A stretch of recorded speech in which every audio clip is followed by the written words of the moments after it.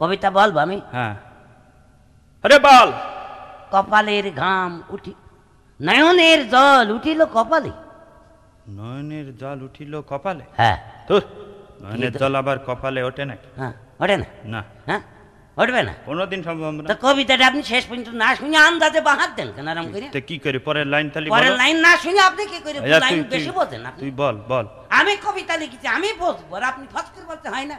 আচ্ছা তুমি বলো। বলবো? হ্যাঁ, নয়নের জল উঠিল কপালে, পা দুটো বাঁধা ছিল কদমের ডালে। পা দুটো বাঁধা ছিল কদমের ডালে। হ্যাঁ। ঠিকই তো স্যার, ওই মাথা নিচ মুখো ও থাকে। হ্যাঁ হ্যাঁ রে, আমার মনে হয় বুঝার ভুল। পা দুটো মানে ঠ্যাং দুটো বাঁধা ছিল কদমের ডালে। ও ও বুঝেছিস তালি? তালি তো হ্যাঁ হ্যাঁ হ্যাঁ ঠিক আছে। এই তো। লাইন বেশি বোঝাচ্ছে, হ্যাঁ, এটা করে দিতে কপাল হবে। দিয়ে পারবে। হ্যাঁ? আপনি আমার কবিতাটা পড়তে যাচ্ছেন না, ওকে দেখতে হবে কবি কি বলতে চেয়েছে।